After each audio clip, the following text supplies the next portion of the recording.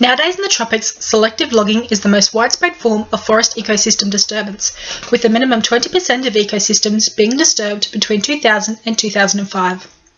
Selective logging is the act of selecting a tree above a particular threshold size, then felling and removing this tree from the environment. Although this method sounds more environmentally friendly than the traditional method of felling the entire area of trees, the process of removing just one tree from an environment leaves massive residual damage to the surrounds. This is by way of high mortality of unlogged trees, soil compaction, and many logging roads reaving throughout the forest. This study investigates how selective logging affects the relative abundance of a species within a tropical environment. It uses numerical measures of trophic positioning by way of single nitrogen isotope analysis to view any shift of position of species. The results are then evaluated to identify if the shift is associated with the logging disturbance.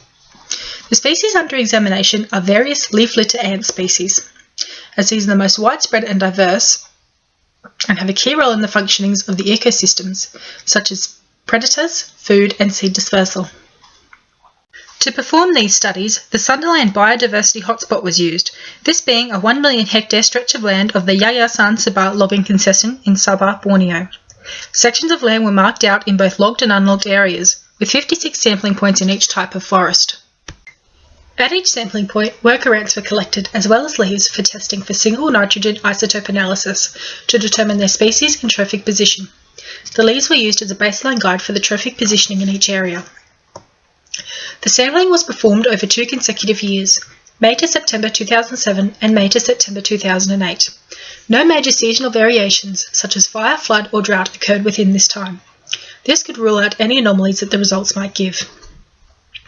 Over the course of the 2-year study, 1,459 samples of 159 species were collected. The species found and the trophic position of the already present species did not differ between 2007 and 2008 in an unlogged area. However, the positioning of a species in a logged forest was found to be lower than the average in an unlogged forest. There was also a difference between colony sizes in the types of forest. Logged forests had smaller colony sizes, but slightly higher trophic position compared to unlogged areas. Overall, this study concluded that selective logging did significantly alter the trophic organisations of leaf litter ants within a tropical rainforest. This shift was not caused by the number of different species found, but instead caused by the higher positioning of ants within a logged forest. The higher position is most likely explained by the growth of new flora created by the gap where the felled tree was. This attracts small herbaceous animals to the area and consequently more food for the ant species. More research into selective logging is needed to determine its long-term effects on the environment and if it is sustainable and recoverable or if irreversible damage is being done.